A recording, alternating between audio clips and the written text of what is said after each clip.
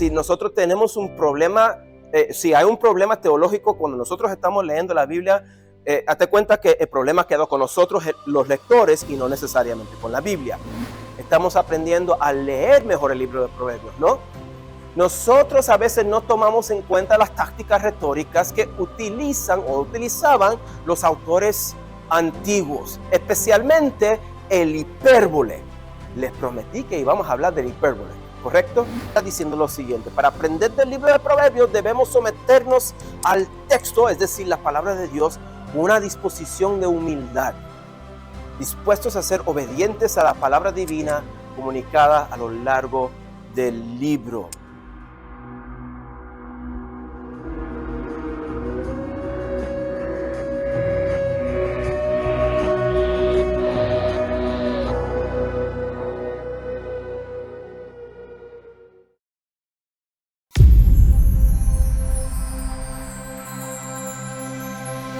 Antes de ir, terminamos con algunos temas y me enviaron algunas preguntas. Antes de iniciar con donde se quedó el hermano Dominic hablando de la encrucijada, voy a hacerle las preguntas que me enviaron a mí.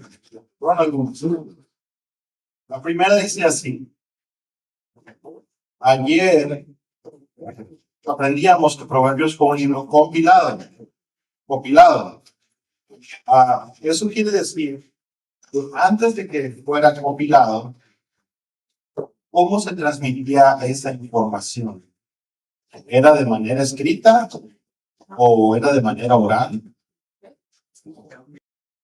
Bueno, ¿esa es la pregunta? Ok. La respuesta breve es la respuesta breve es que nadie sabe exactamente cómo se transmitía esa información, como dice la pregunta. Nosotros sabemos que en el antiguo Israel, obviamente, la gente, no todo el mundo podía escribir, como hoy en día en México, en los Estados Unidos.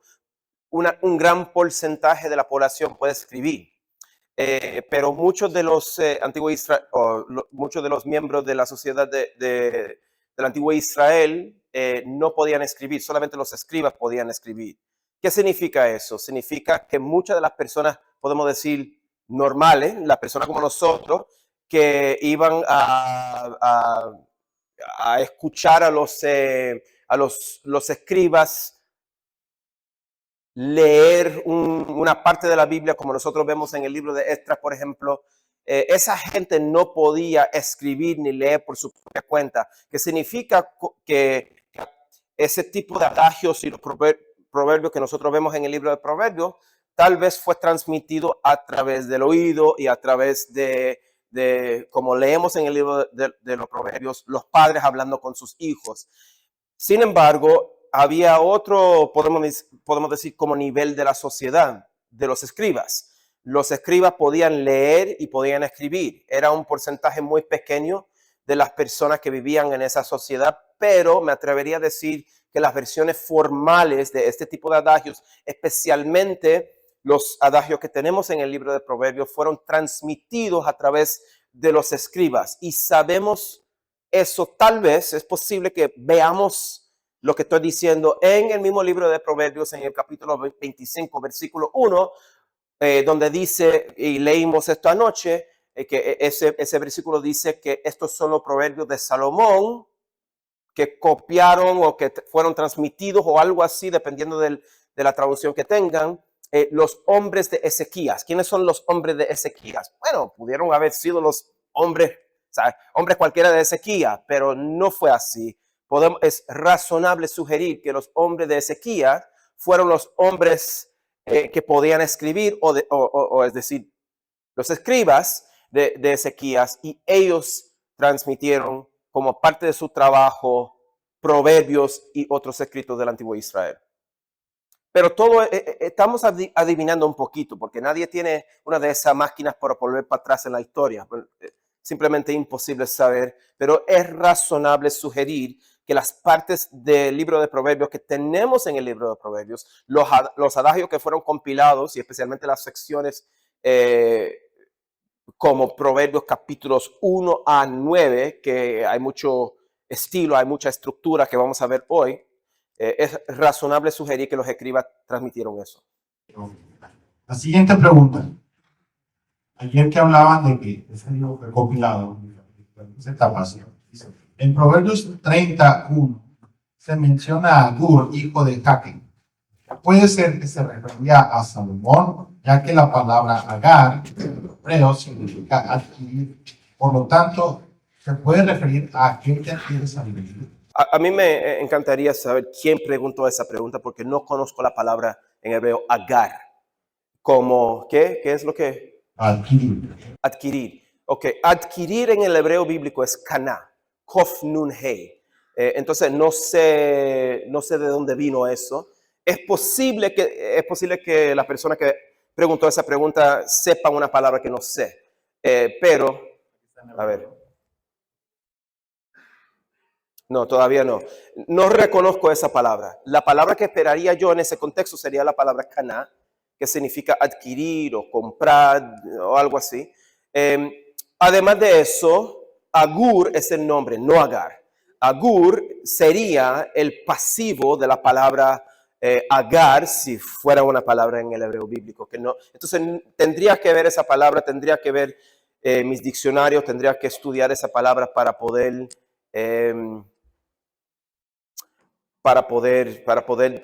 discernir el significado de esa palabra. Sin embargo, quiero que entiendan una cosa. No estoy necesariamente diciendo que Agur no puede ser Salomón. Muchos de nosotros, por razones, dije esto ayer, nosotros queremos saber quién nos está hablando en la Biblia. Y por lo tanto, creo que, por ejemplo, tenemos la tendencia de decir que Agur fue Salomón y también Lemuel fue Salomón. Ok, no estoy necesariamente diciendo que esas personas no fueron el rey Salomón histórico. Sin embargo, lo que sí estoy diciendo es que aunque fuera rey Salomón histórico, se mencionan los hombres de Ezequías y eso indica que el libro no pudo haber sido compilado antes de Ezequías, porque se menciona en el libro. Lo que indica eso es que el libro fue compilado después de la vida del rey Salomón, el rey histórico que sí inventó, podemos decir, muchos de los adagios que vemos en el libro de los Proverbios. ¿Qué es lo que implica eso? Sea Agur Salomón, sea otra persona. Sea Lemuel Salomón, sea otra persona. Todavía significa que tenía que haber sido por lo menos un escriba que compiló el libro después, durante por lo menos los días de Ezequías. Lo que significa eso es que, como les di dos opciones ayer, o que tenemos un escriba que sabía lo que estaba haciendo y compiló el libro con propósitos divinos, fue un autor inspirado, o que fue un bobo y no sabía lo que estaba haciendo y le tiró un montón de adagios al libro de Proverbios para confundirnos a nosotros. Y obviamente es hipérbole, vamos a hablar un poquito del hipérbole ahora, pero obviamente la opción que nosotros escogeríamos sería la primera opción. O sea, nosotros creemos que lo que nosotros tenemos en la Biblia es la palabra de Dios, y la palabra de Dios tiene sus propósitos divinos, también tiene estructura, pero por las brechas, por la distancia que nosotros tenemos como lectores modernos, a veces no podemos ver lo que el autor antiguo estaba tratando de hacer. Nosotros tenemos que admitir que hay distancias entre nosotros y los autores antiguos, y luego, después de admitir eso, podemos entonces tratar de cruzar esas brechas y conseguir esa estructura, y eso es lo que vamos a hacer hoy. ¿Te gustó esa respuesta? Sí. Excelente. Ahora, la siguiente pregunta es acerca de los autores bíblicos, específicamente autores a los que mencionaba, los genios. Sí. Esta pregunta si específicamente se refiere o únicamente a los escritores, autores sapienciales, o a todos los autores bíblicos. Ok. ¿En qué sentido son genios? ¿Es tu pregunta? No. Ah, bueno. Porque la iba a evitar si fuera tu pregunta, pero no. posiblemente no haya enfatizado esto lo suficiente ayer, pero estoy utilizando, ok, en mi opinión, pedagógicamente, un buen maestro utiliza historias, hipérbole, tácticas retóricas en persona para influir los pensamientos y convencer los pensamientos del público. Eso es lo que yo trato de hacer también. Por eso a veces subo la voz y por eso a veces hablo en hipérbole. Y vamos a hablar mucho más de la hipérbole ahora en 5 minutos. Cuando yo dije ayer, y dije varias veces, que los autores bíblicos son genios, tienen que entender lo que estaba tratando de decir. No estaba diciendo que fueron genios como nosotros vemos los genios hoy en día, como Einstein. Eso fue hipérbole. O sea, no sé si Einstein sabía escribir poesía como los poetas bíblicos. Lo que quería nosotros como lectores modernos, como personas modernas, especialmente en el occidente, tenemos la tendencia, los cristianos, nosotros como cristianos, abrimos la Biblia y tenemos la tendencia de pensar que sabemos más que los autores antiguos y que nosotros podemos mandar de la Biblia lo que la Biblia nos debe decir a nosotros. Tenemos esa tendencia. Y una parte grande de lo que estaba tratando de hacer ayer como profesor, como maestro, era indicar que nosotros no tenemos el derecho de imponer en la Biblia a los autores bíblicos lo que nosotros queremos de ellos, porque nosotros no somos más inteligentes que ellos. Entonces, usar la palabra genio, eso fue un poquito hiperbólico, podemos decir, en el sentido de que no sé si sabían muchos de los autores bíblicos no sabían mucho de la ciencia o de la matemática como Einstein, pero sí sabían escribir, sí sabían lo que estaban haciendo cuando escribían su poesía y la responsabilidad ahora es nuestra para entonces ver lo que estaban tratando de hacer y averiguar lo que estaban tratando de hacer y aplicar los principios bíblicos a nuestras vidas. Eso fue el punto de eso. Espero que entiendan mejor ahora y les pido disculpas si no fue suficientemente enfatizado eso. No estaba tratando de decir que eran genios como yo. Eso fue un chiste. Eso.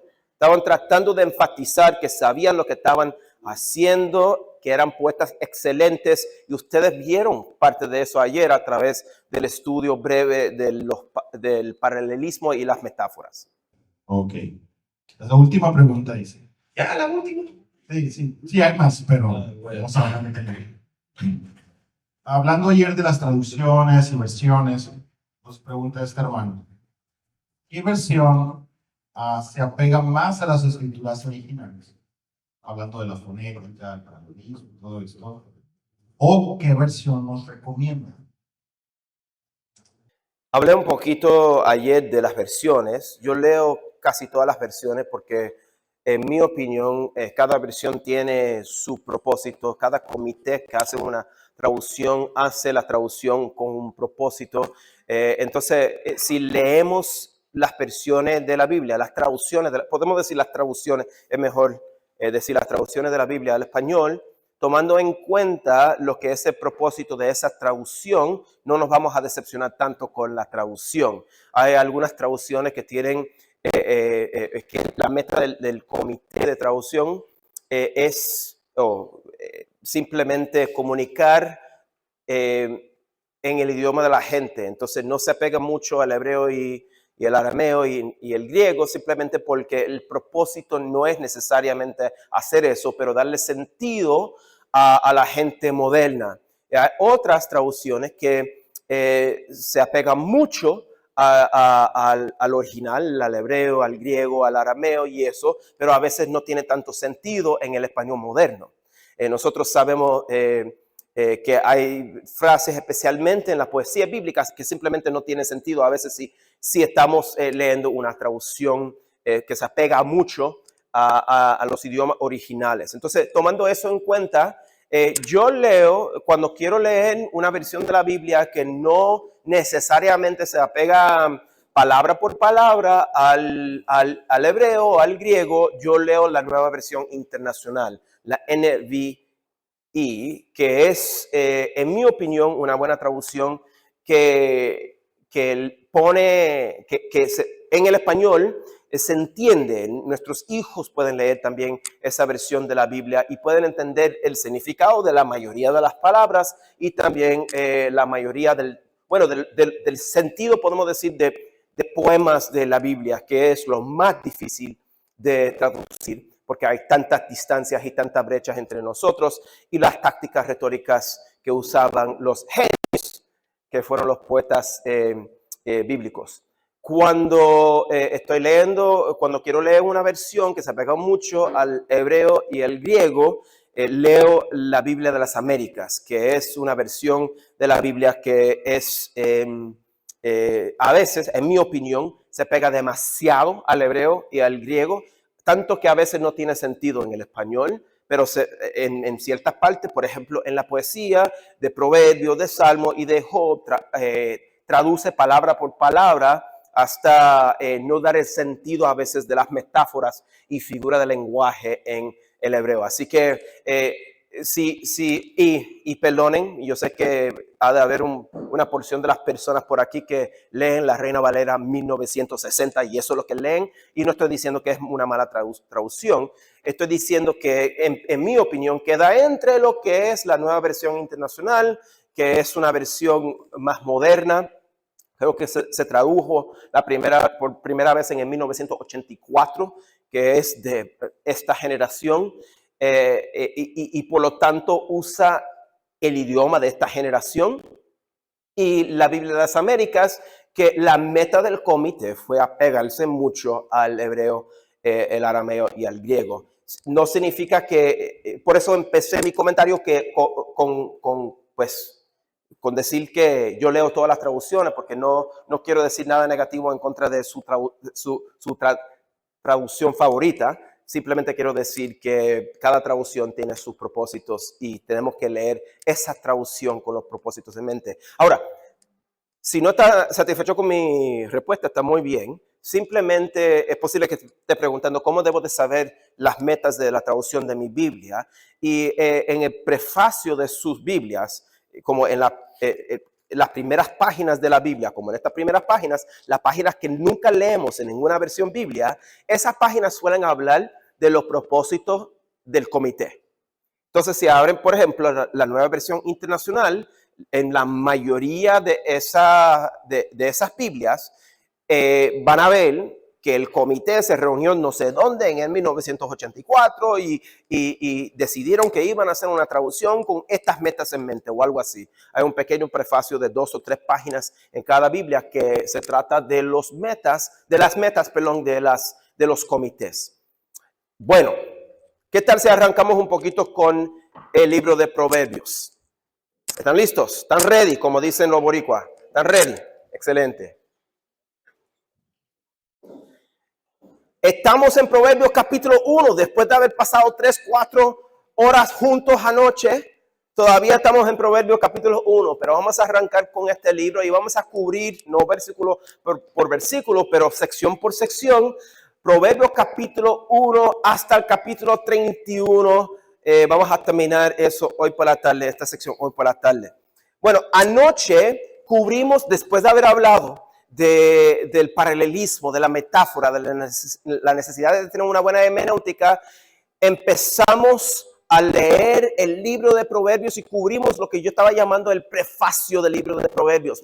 Los primeros 7 versículos del libro de Proverbios sirve como un prefacio, nos deja saber cuál debe de ser nuestra disposición para leer el libro de Proverbios adecuadamente y también cuáles son las metas del libro de Proverbios. Sabemos que nosotros estamos leyendo un libro entero compilado porque se mencionan por lo menos 5 secciones y estamos suponiendo por lo menos hasta las 6 de la tarde hoy. Decidimos que íbamos a hacer eso ayer. Estamos suponiendo por lo menos hasta las 6 de la tarde hoy que nosotros vamos a suponer que el autor del libro de Proverbios sabía lo que estaba haciendo, compiló un libro con propósitos divinos. ¿Estamos bien con eso? Chévere, excelente. Ahora, quiero que vean, por favor, el libro de Proverbios, capítulo 1, versículo 18. Nosotros sabemos que el libro de Proverbios empieza inmediatamente a hablar de consecuencias. Consecuencias si uno camina en el camino correcto. Como ustedes vieron aquí, hay dos caminos que se presentan. En esta sección, en esta primera introducción al libro de Proverbios. Hay un camino hacia la maldad y hay un camino hacia la sabiduría. Obviamente estamos hablando en metáfora. El camino representa la trayectoria, otra metáfora, de la vida. Ahora, como ustedes ven, inmediatamente, empezando en Proverbios capítulo 1, versículo 8, pero especialmente, por ejemplo, en el versículo 18, vemos que hay consecuencias de no tomar buenas decisiones. Vean lo que dice rapidito el libro de Proverbios capítulo 1, versículo 18. Dice esto: pero ellos, hablando de los que no toman el buen camino, esta primera sección del libro de Proverbios nos presenta una situación con personas que siguen el buen camino y otras personas que no siguen el buen camino. Dice, pero ellos a su propia sangre ponen acechanzas. Wow, son palabras fuertes, ¿verdad? Y a sus almas tienden lazo. ¿Ven el paralelismo ahí? A su propia sangre ponen acechanzas y a sus almas tienden lazo. Tales son las sendas de todo el que es dado a la codicia, la cual quita la vida de sus poseedores. Piensen por un segundo. ¿Conocen a alguien que lucha con el problema de la codicia?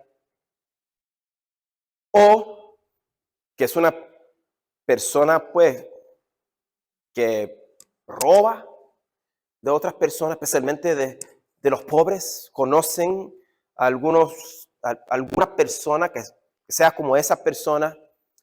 Todos conocemos a personas que son como ese tipo de personas, como las personas que nosotros estamos viendo que describe la diapositiva.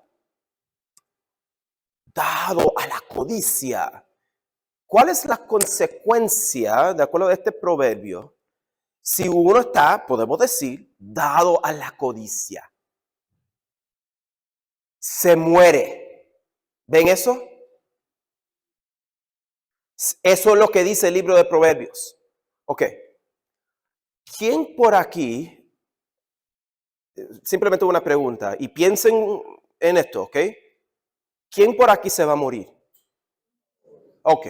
¿Eso significa que todos somos dados a la codicia? Ok.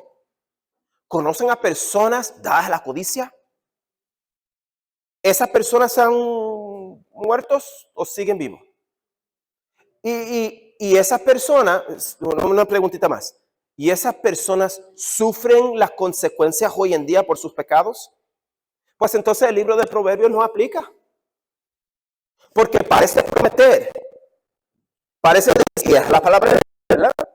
Parece decir que las personas dadas a la codicia, pues les quita la vida. Inmediatamente, en el primer capítulo del libro de Proverbios, vemos proverbios que parecen ser promesas. Vemos proverbios que como que no se encajan en nuestras vidas. ¿Cómo que esa gente se muere? ¿Cómo que hay retribución si uno es dado la codicia? ¿Cómo es así? Porque yo veo a personas que están prosperando en esta vida, ¿correcto? Que se aprovechan de otros. Personas dadas a la codicia.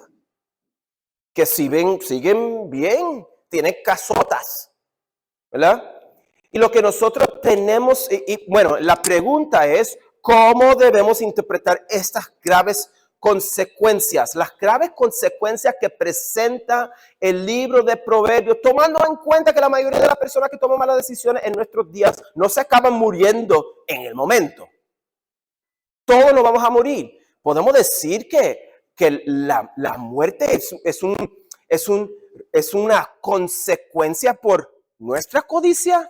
Pues la mayoría de nosotros diríamos que no, obviamente, porque todos nos morimos. La gente que honra a Dios y la gente que no honra a Dios en esta vida. Entonces, parece que este tipo de proverbio no tiene sentido, no se encaja en nuestra vida. Ahora es posible que algunos de ustedes estén pensando, estén pensando en lo que va a pasar en el cielo y el infierno. Y les voy a decir una cosa, el libro de Proverbios no menciona el cielo ni el infierno, ¿verdad? Entonces tenemos que bregar con este problema. ¿Cómo debemos de leer este tipo de proverbio que parece ser una promesa, pero no se encaja con nuestra experiencia? Y creo que fue Martín Lutero que dijo que cuando hay un problema en la Biblia, y nosotros, si estamos leyendo nosotros, y estoy parafraseando, si nosotros tenemos un problema, si hay un problema teológico cuando nosotros estamos leyendo la Biblia, hazte cuenta que el problema quedó con nosotros, los lectores, y no necesariamente con la Biblia. El problema con este tipo de proverbio y con muchos de los proverbios no queda con los proverbios, queda con nuestra manera de leer. Estamos aprendiendo a leer mejor el libro de Proverbios, ¿no? Nosotros a veces no tomamos en cuenta las tácticas retóricas que utilizaban los autores antiguos, especialmente el hipérbole. Les prometí que íbamos a hablar del hipérbole, ¿correcto? Pues estamos hablando del hipérbole ahora. El hipérbole, ¿qué es el hipérbole? Bueno, algunos posiblemente dirían, un segundo, hipérbole significa mentira, ¿verdad? Y yo diría, hipérbole solamente significa mentira si estás mintiendo. Hipérbole no es necesariamente una mentira. Hipérbole es una exageración que se usa a veces en la literatura para hacer un punto drástico. Y nosotros utilizamos hipérbole todo el tiempo. ¿Les doy un ejemplo? Mi amor, dice mi esposa, es tu turno, te toca a ti lavar los platos hoy. Ay, pero Marcela, mi esposa, ese es el primer nombre de mi esposa. Ay, Marcela, le digo, pero yo trabajé como 25 horas hoy. ¿Estoy mintiendo? No, estoy exagerando un poco con un punto retórico. Estoy enfatizando que estoy cansado porque trabajé muy duro. Ahora, casi nunca digo eso porque mi esposa trabaja mucho más duro que yo. Nosotros entendemos cómo funcionan las cosas, pero entiende mi punto también, ¿verdad? Que él tiene un carro del año, sí, les costó como 25 millones de pesos. No estamos mintiendo, porque la intención no es decir exactamente lo que nosotros pensamos. La intención es hacer un punto retórico. Ahora, lo que nosotros vemos a través de casi todo el libro de Proverbios es hipérbole. El autor dice a través de muchos de los adagios que vemos separados que vemos en el libro. Si tú vas, y estoy dando los principios aquí, no estoy necesariamente citando, pero dice esto, y vemos esto especialmente en esta introducción entre los capítulos 1 y 9. Si tú caminas por el camino hacia la sabiduría, tú vas a vivir. Pero si vas y caminas en el camino hacia la maldad, tú te vas a morir. Nos grita. Tú te vas a morir. Las consecuencias son graves. ¿Por qué? El autor bíblico quiere que nosotros vayamos por el camino hacia la maldad. Para nada. El autor bíblico en estos primeros 9 capítulos especialmente enfatiza que es muy negativo hasta pensar en ir en ese camino. Y por lo tanto presenta las consecuencias hiperbólicamente. No vayan por ese camino. Empieza así, como si fuera, vean lo que dice Proverbios capítulo 1, versículo 8. Empieza el libro, esta parte del libro de Proverbios, como si un padre le estuviera hablando a su hijo. Ahora, algunos ven este versículo del libro de Proverbios y dicen, no, el libro de Proverbios es como una conversación entre un padre y su hijo y le está dando consejos de cómo se debe de vivir en esta vida o algo así. Ok, hay varios problemas con lo que acabo de, con esa manera de leer el libro de Proverbios. Obviamente se menciona el papá en ese primer versículo, ese versículo 8, y también se menciona al hijo. Pero cuando decimos que es una conversación entre el papá y el hijo, estamos, o sea, puede ser intencional, no sé, pero no estamos hablando de todas las personas que están en ese versículo. ¿Quién más aparece en ese versículo? La madre, exactamente. Entonces, si nosotros creemos que lo que nosotros tenemos en el libro de Proverbios es una conversación entre el papá y el hijo, si creemos que ese es lo que estamos viendo, que esa conversación es lo que está representada en el libro de Proverbios, tenemos que tomar en cuenta que la madre también está ahí. En paralelo, ¿con quién? El padre. O sea, es la otra mitad, podemos decir. Pero me atrevería a decir lo siguiente. Nosotros sabemos que, dado que esto es un libro compilado, y dado que el autor o el último compilador compuso este libro con propósitos, utilizó tácticas retóricas para hacer sus puntos, ¿verdad?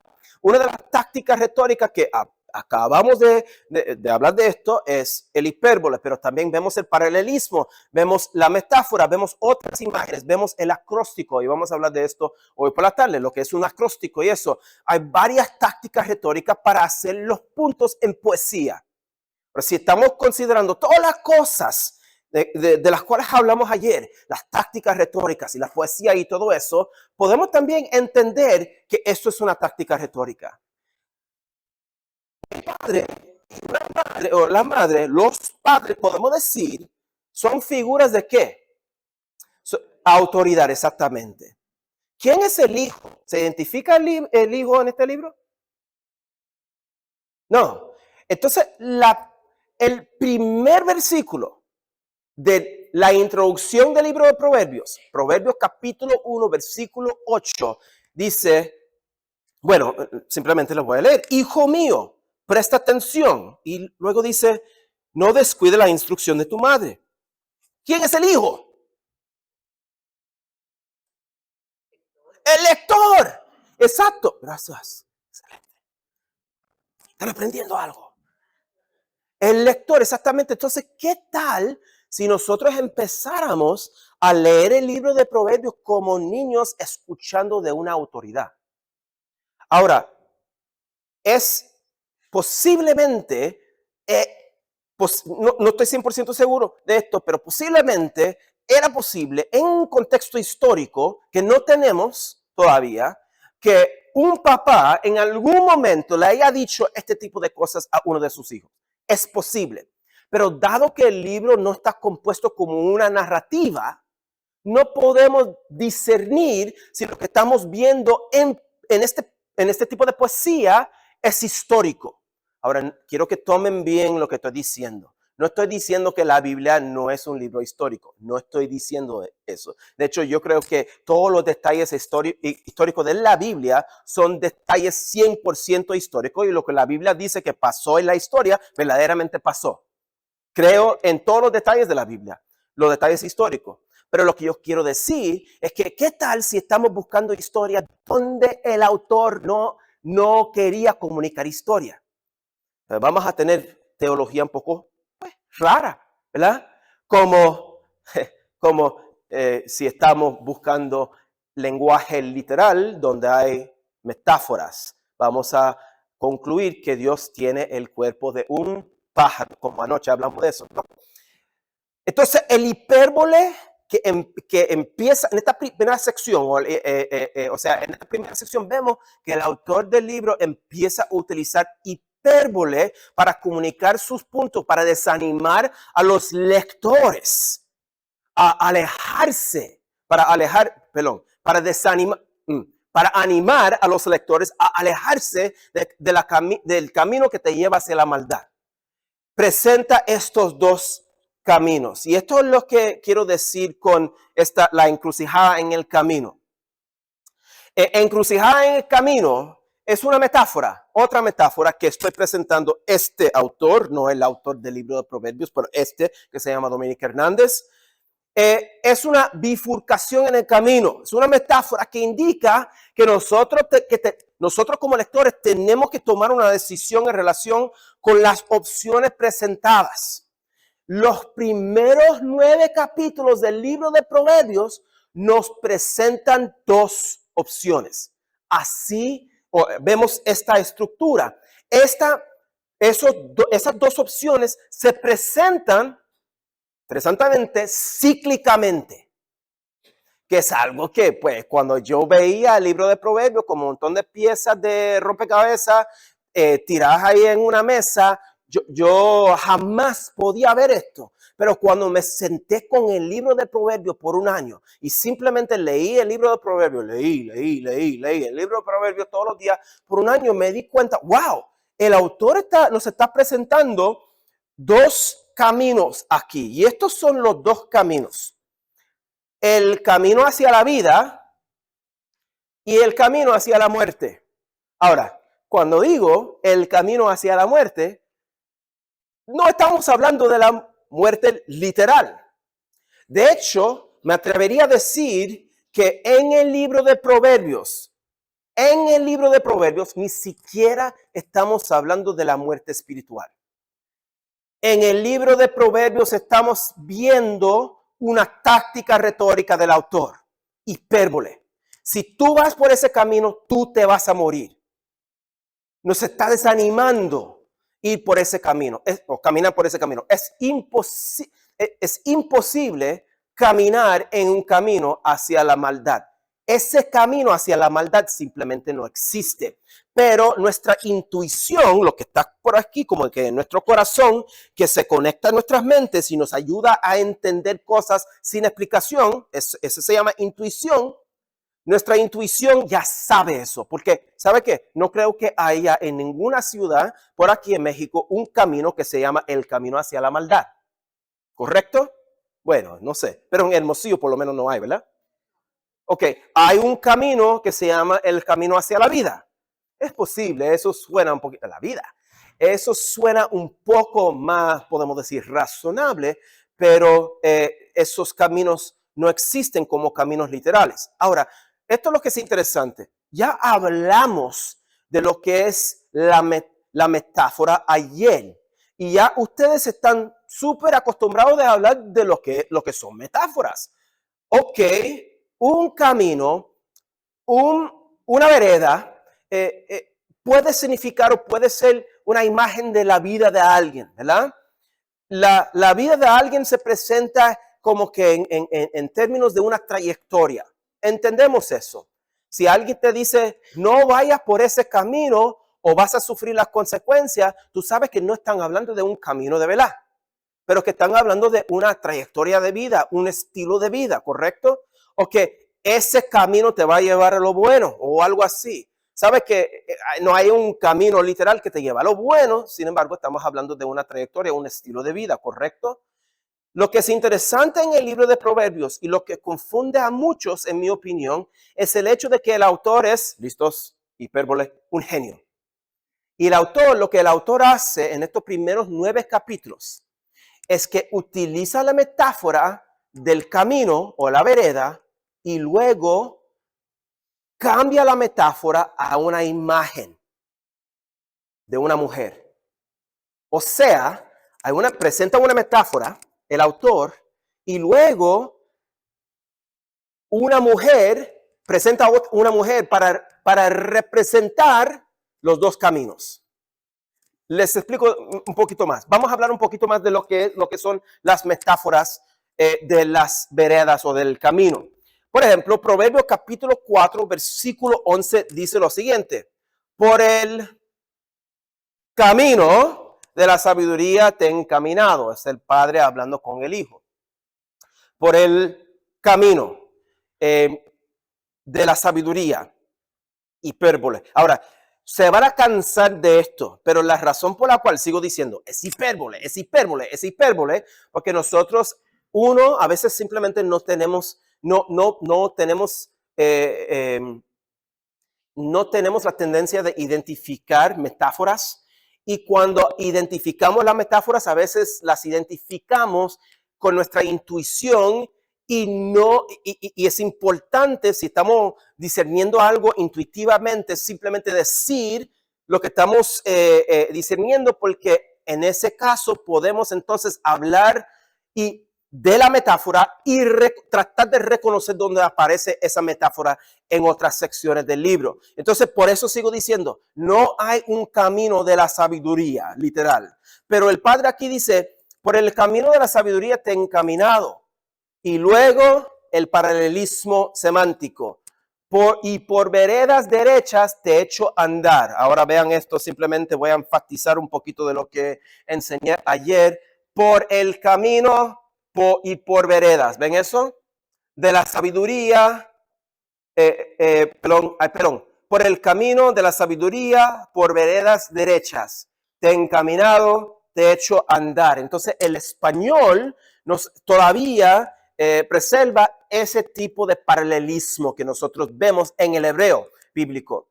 Pero ustedes leen ese tipo de proverbio y entiende que lo que está diciendo aquí es que hay una figura de autoridad que le está poniendo a su hijo, a alguien que quiere mucho, en la trayectoria correcta. ¿Entienden eso, verdad? Ahora vean esto. Y otra cosa. Obviamente se presenta esto en términos muy positivos. ¿Quién no quiere ir? ¿Quién no quiere caminar en el camino hacia la sabiduría? Y un padre o una madre encaminando a su hijo e hija en ese camino. Esa imagen es una imagen muy bonita. Eso es lo que nosotros queremos hacer como padres y madres, ¿verdad? Vaya, hijo, por ese camino. Yo te voy a poner en la vereda derecha. Entendemos esa imagen, ¿no? Ahora, sigue 3, 4 versículos después. No entres por la vereda de los impíos. Ton, ton, ton. Ok, porque hay consecuencias. Ni vayas por el camino de los malos. ¿Ustedes ven el paralelismo ahí? No entres ni vayas por la vereda, por el camino de los impíos, de los malos. ¿Ven eso? Ahora están súper felices que hablamos de paralelismo ayer, ¿verdad? Pero regresaron hoy. Pensaron que estábamos gastando un poquito de tiempo ayer, pero ahora entienden toda la terminología que tienen que entender para poder aplicar su nueva hermenéutica del libro de Proverbios. Ahora, 2 mandatos en las siguientes 2 líneas. Déjala, no pase por ella, apártate de ella, pasa. Paralelismo semántico otra vez. Vemos otra vez esta figura, esta persona que quiere muchísimo a este hijo e hija, diciendo, no entres por esa vereda de los impíos. ¿Quién quiere entrar por la vereda de los impíos? ¿Ve? De los malos, del camino de los malos. ¿Quién intencionadamente se despierta por la mañana y dice, bueno, nadie se despierta intencionadamente, pero ¿quién se despierta por la mañana y dice, hoy, intencionadamente voy a caminar por el camino de los malos? Quiero las consecuencias del camino de los malos. Nadie hace eso, ¿verdad? Ahí vemos que la retórica del autor facilita un entendimiento negativo de este camino, pero muy positivo del otro camino, que es el camino hacia la sabiduría o de la sabiduría que vemos en estos versículos. Ahora, es posible que estés preguntando, ¿cómo se puede andar por el buen camino? Como dije hace unos cuantos minutos, nosotros, el buen camino no existe, no es un camino literal, pero estamos hablando de la trayectoria de la vida de alguien. ¿Cómo podemos ir por ese buen camino? Y es una pregunta legítima como lectores modernos.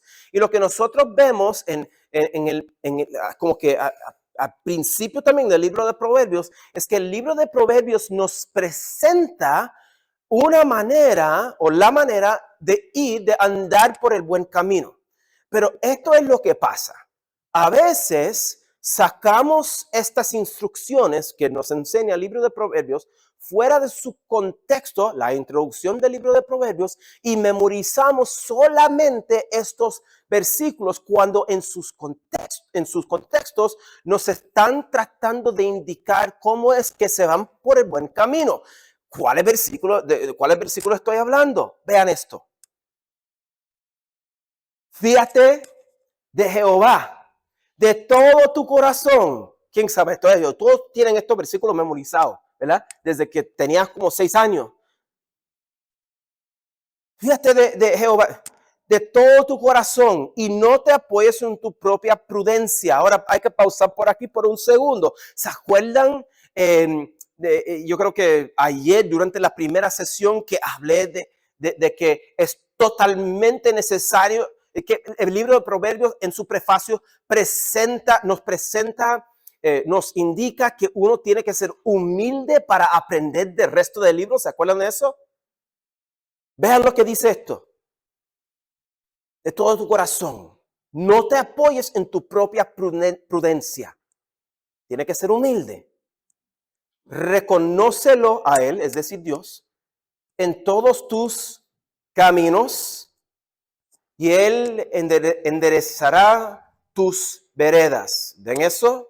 Ahora, esto también, y me tienen que perdonar, pero una imagen va a aparecer en la diapositiva para hacer un punto. Es un punto hiperbólico, pero este corazón aquí, fíjate de Jehová de todo tu corazón, ¿es un corazón literal? No es un corazón literal, ¿verdad? Estamos hablando de ese órgano. No, es una metáfora, ¿correcto? Estamos hablando de esta metáfora. ¿Qué significa esa metáfora? Estamos hablando, cuando nosotros hablamos del corazón, especialmente en el libro de Proverbios y otra literatura sapiencia, yo veo que algunas de sus caras están como que, me da asco eso, quita eso de la diapositiva. ¡No! Porque quiero que vean que no estamos hablando del órgano. ¿Ve? No estamos hablando del corazón, estamos hablando del ser, de la parte del ser humano que hace las decisiones, de la parte del ser humano que es la parte céntrica del ser humano. Ese es el corazón, no necesariamente el órgano. O sea, fíjate de Jehová con todo tu ser, con todo tu todo. Eso es lo que está diciendo esto. Y no te apoyes en tu propia prudencia. O sea, si no confías de Jehová o con Jehová de todo tu corazón, de todo tu ser, presenta este versículo que no hacer eso es apoyar en tu propia prudencia, que no es ser humilde. ¿Me explico? Así se presenta. Pero sigue esto. Los siguientes 2 versículos son claves. Que dice, no seas sabio a tus propios ojos. ¿Se acuerdan de estos versículos? Este versículo es el siguiente versículo. Confiar en Jehová de todo tu corazón significa que no debes de tratar de ser sabio a tus propios ojos. Un segundo. ¿Los ojos son ojos literales aquí? Ok, entienden el punto, ¿verdad? No estamos hablando de esos ojos. Estamos hablando de la opinión de alguien.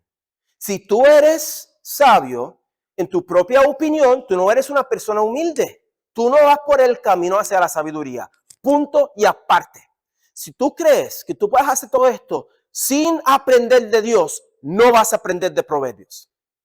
Pero si eres una persona humilde, si eres una persona que no cree que tú eres, si tú no crees que tú eres sabio por tu propia cuenta, en tus propios ojos, entonces, ¿qué es lo que tú vas a hacer? No solamente tú vas a aprender del libro de Proverbios, tú vas a andar por el buen camino, sino que tú vas a temer al Señor. ¿Ven esto? Teme al Señor. Y luego, como resultado de eso, te vas a apartar del mal. ¿Ven cómo nos presenta el camino hacia la sabiduría el libro de Proverbios? A través de metáfora y paralelismo.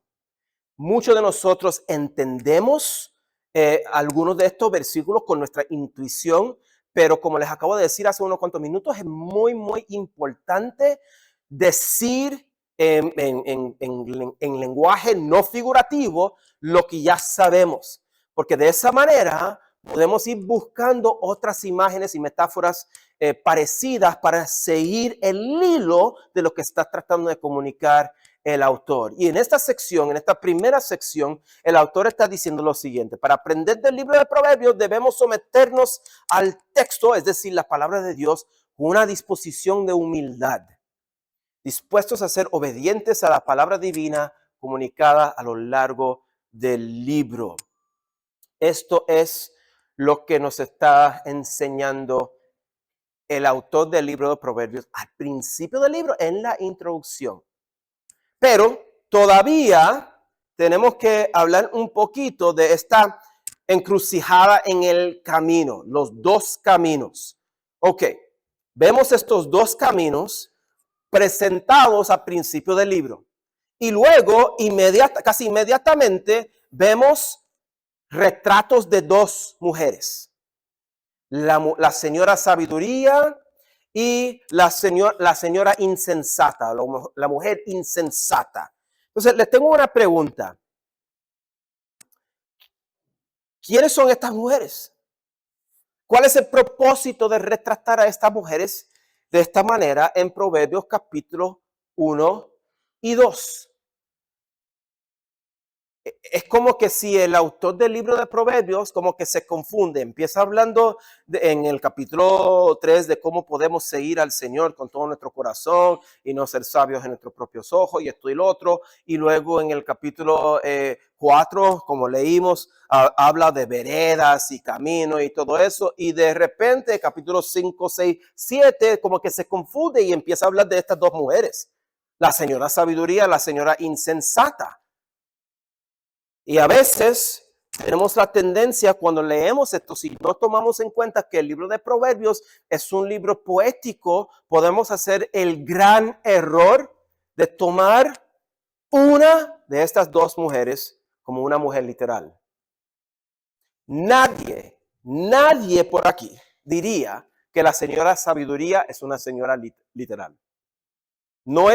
Sabemos que no es una mujer literal por cómo se presenta en el libro, ¿verdad? Se presenta en el camino hacia la sabiduría, hablando con los pasajeros, pero sabemos como que esa mujer simplemente no existe. Pero la señora insensata, en mi opinión, desafortunadamente usan a esta mujer para proyectar la imagen de la naturaleza de las mujeres. Que esas señoras, y escuchamos los hombres, estoy hablando en la primera persona singular ahora. Yo he escuchado a esta mujer a predicadores utilizando a esta mujer para representar la naturaleza de mujeres, de tipo de mujer que yo como hombre debo de alejarme de esta mujer, de ese tipo de mujer, porque así son las mujeres. Y si te con ese tipo de mujer, te va a destrozar la vida exactamente como vemos en Proverbios. Y desafortunadamente, no es el propósito del autor.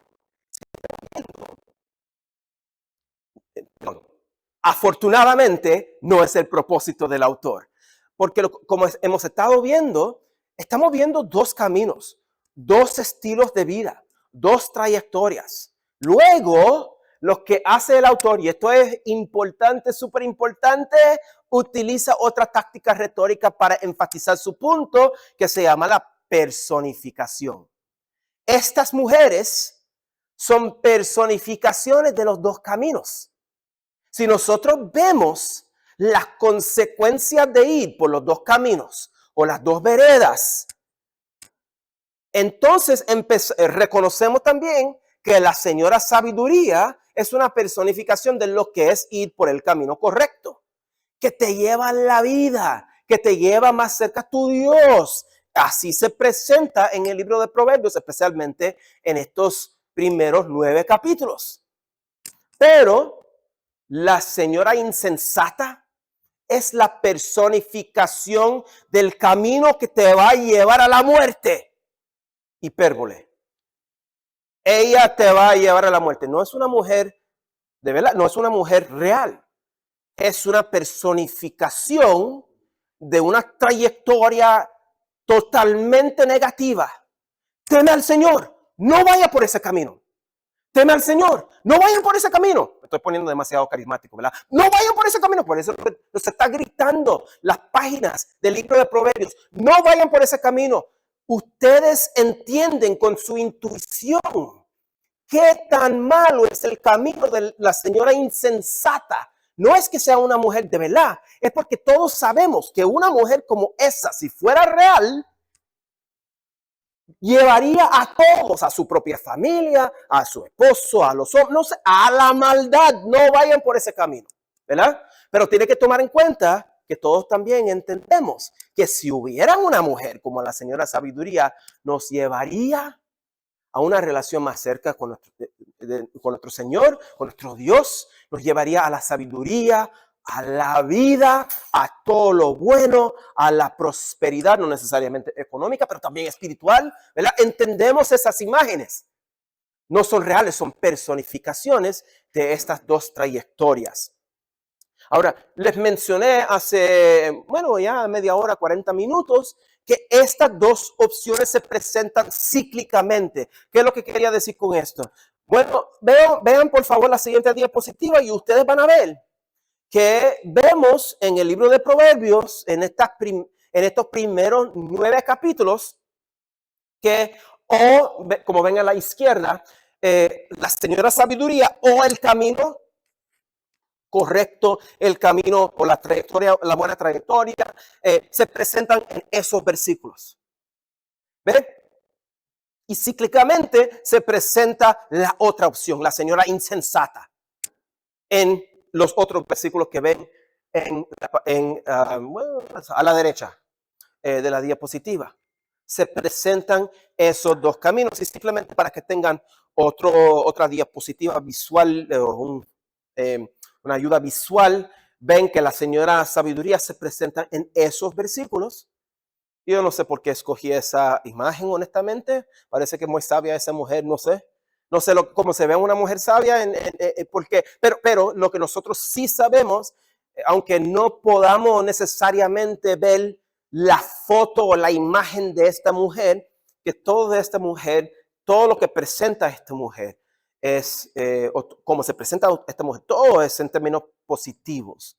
Pero la señora o la mujer insensata que se presenta o en términos del camino hacia la maldad, o como la señora insensata se presenta en estos versículos aquí. Y ustedes pueden ver que vemos el camino, el buen camino y el camino hacia la maldad. Y luego la señora Sabiduría y luego la señora insensata. Y luego más de la señora insensata y luego el camino hacia la... O sea, nosotros vemos estas dos imágenes como dos opciones. Y es a través de las tácticas retóricas que utiliza el autor. Es a través de utilizar estas imágenes, la personificación, el hipérbole, y llegamos a nosotros, cuando nosotros llegamos a Proverbios capítulo 9, versículo 18, que es el último versículo, nosotros decimos, wow, yo quiero estar en el camino hacia la sabiduría.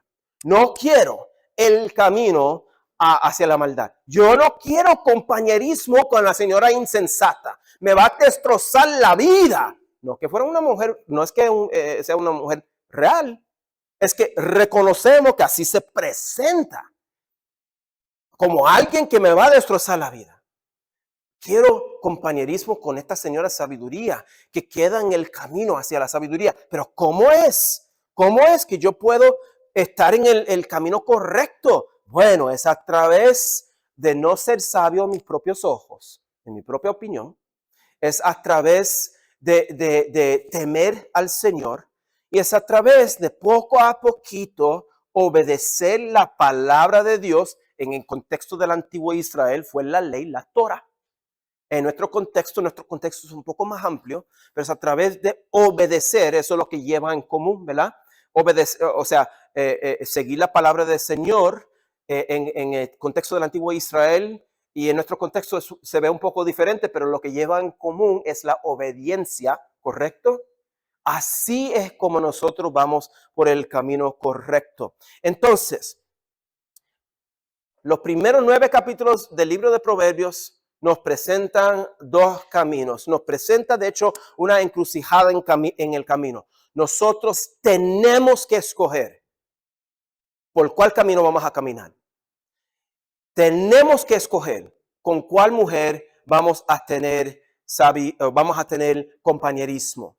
Tenemos que escoger si vamos a ser sabios en nuestros propios ojos o si vamos a obedecer la palabra de Dios. Vamos a temer a nuestro Señor a través de obedecer su palabra. Tenemos que escoger entre esas opciones. Pero el autor nos anima a través de sus tácticas retóricas a hacer la decisión correcta. Y es a través de hacer la decisión correcta que podemos entender las aplicaciones de los proverbios del resto del libro. Porque empezando Proverbios capítulo 10, sabemos que es una nueva sección, ¿verdad? Porque dice Proverbios capítulo 10, versículo 1, que aquí están los proverbios de Salomón, es una nueva sección. Empezando en esa sección, vemos los adagios un poquito más, con un poquito menos contexto literario.